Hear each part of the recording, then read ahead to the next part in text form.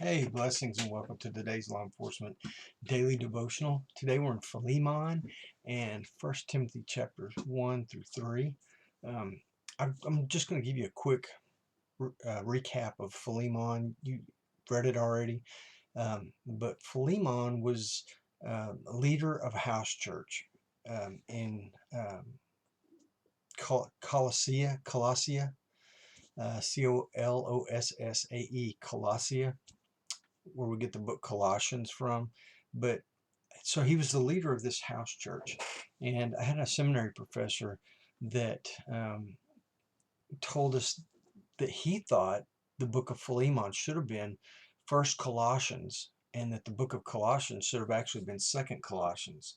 And I always thought that was such an interesting take because in Colossians, Paul references an earlier letter. And anyway, this professor thought that this was the earlier letter. And I just always thought that was really cool.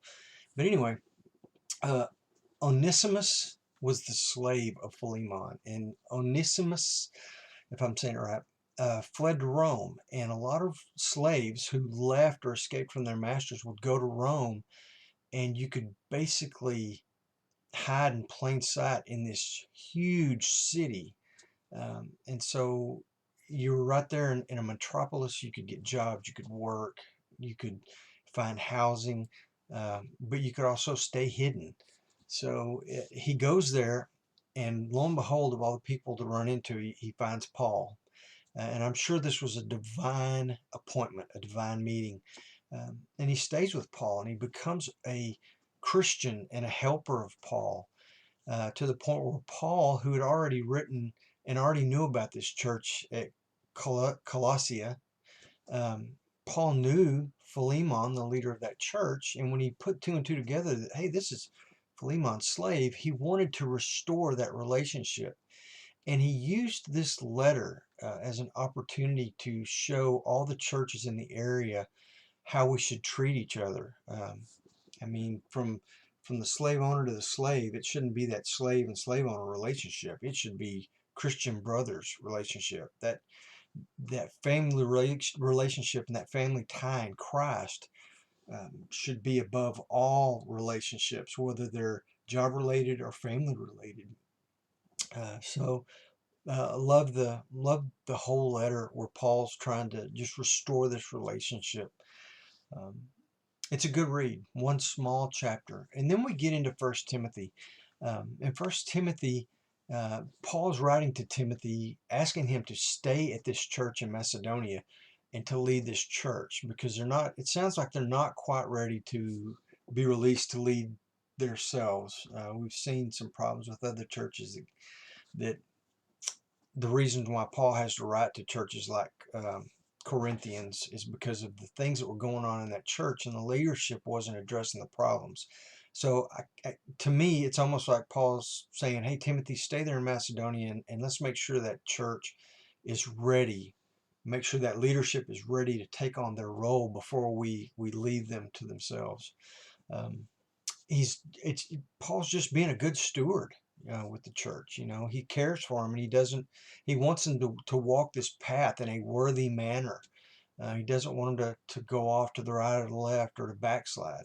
He wants them to be able to be a church that can operate day to day as a church, even to the point where they're producing fruit. And Paul talks about that. Yesterday he said, "Man, I'm so glad to hear the report that you're producing fruit in love, and you're producing fruit in a worthy manner."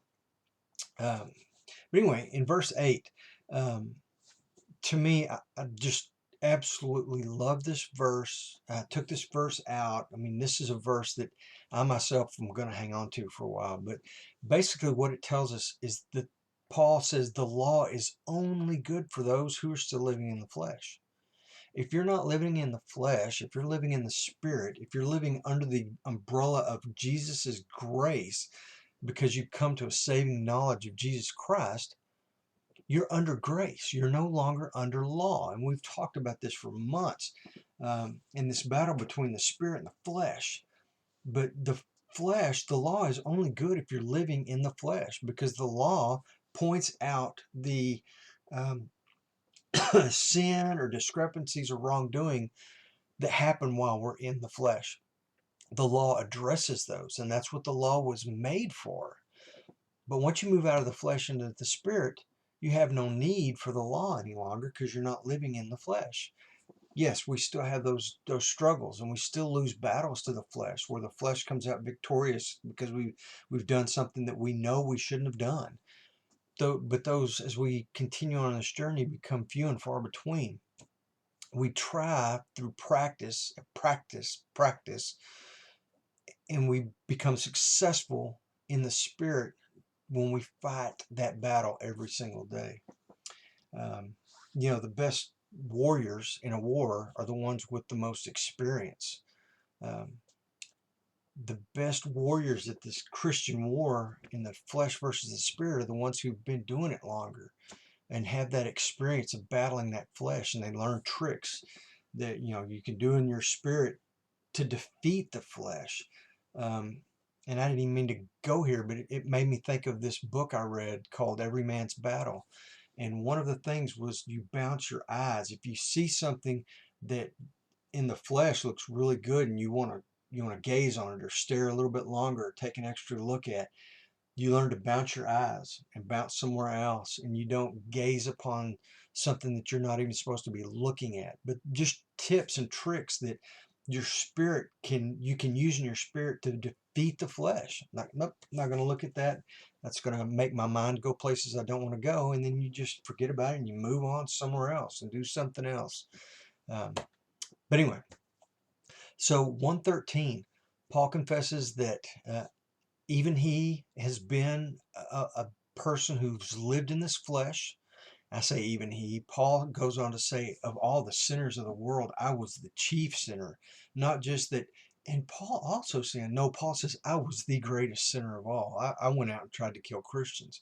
So Paul admits and tells us all, very transparent, I was in the flesh as well.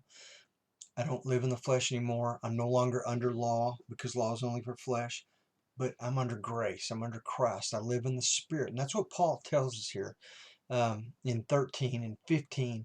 And then in verse 18, as he's talking to Timothy and he's trying to relate this information to Timothy, give him more knowledge and understanding. He tells Timothy, and I love this, another one I would take away, fight the good fight. We're going to be in this battle every day against the spirit and the flesh. Fight the good fight. Reflect Christ in everything that you do.